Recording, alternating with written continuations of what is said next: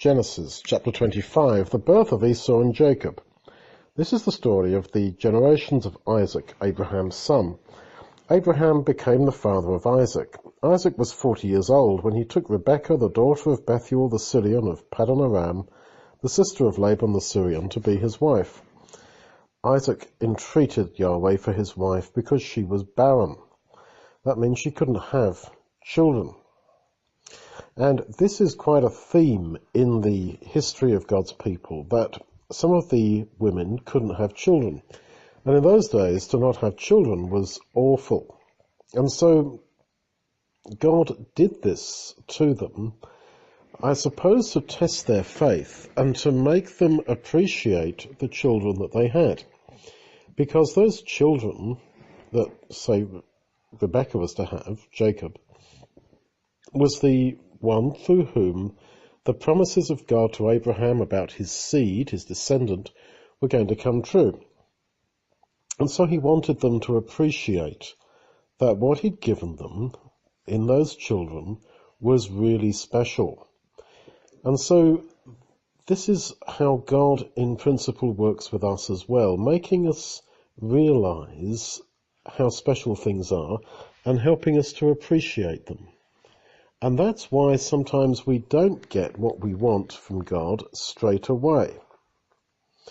So, God heard Isaac's prayer for Rebekah, and Rebekah, his wife, conceived. The children struggled together within her. She said, "If it be so, why do I live?" So she went to inquire of the Lord. The Lord said to her, "Two nations are in your womb. Two peoples will be separated from your body. The one people will be stronger than the other people. The older, who was going to be Esau, will serve the younger, who was going to be Jacob." When her time to be delivered was fulfilled, there were twins in her womb.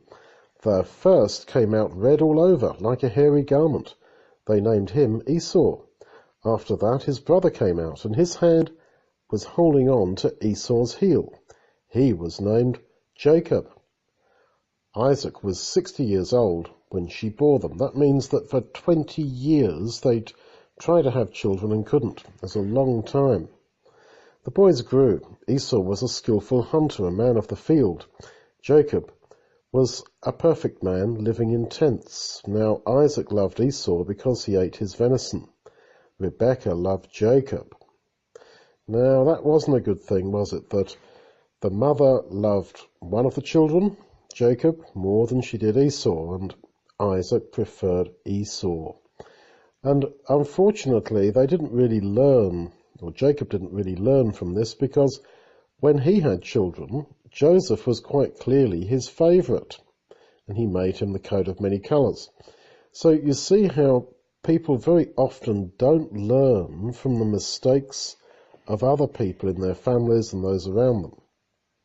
We've got to learn from that and be humble and sensitive to the mistakes people make and the things we see around us, and to think, no, I'm not going to do that. I'm not going to repeat that in my life. Jacob was boiling some stew.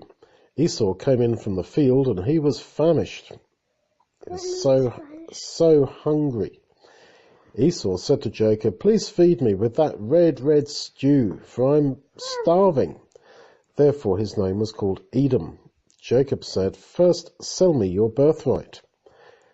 That means the right to be the firstborn, because the firstborn had more blessings, more inheritance from the father when he died and things like that.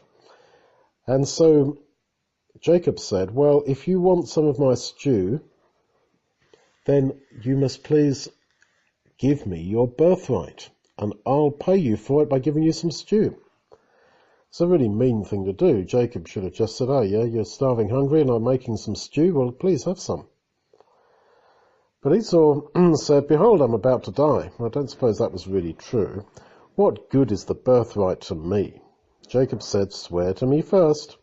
He swore to him, he promised him, and he sold his birthright to Jacob. Jacob gave Esau bread and the stew of lentils.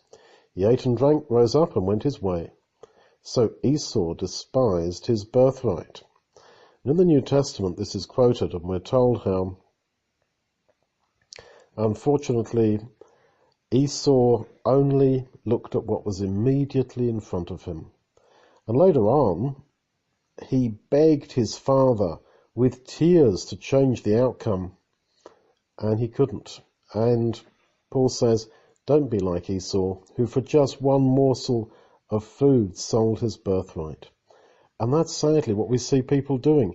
People turn away from the hope of everlasting life in God's kingdom for the sake of a slightly better life than the person next to them. Oh, I'm going to get another job. I'm going to spend all my time on my job, my career, because I want to have a bit more money than the person me. I want to go on a smart holiday every year. I want to have a nicer car, a nicer house, a nicer kitchen than other people. And so for such tiny little things, they sell, as it were, eternity, everlasting life. And this is what we see all around us. And in these ancient stories, and they're not just stories like make-believe stories, these are actual things that happened to actual people. We see how really nothing is new under the sun. We've all got the same human nature, and we all tend to look at only what is immediately in front of our eyes rather than looking ahead to the future.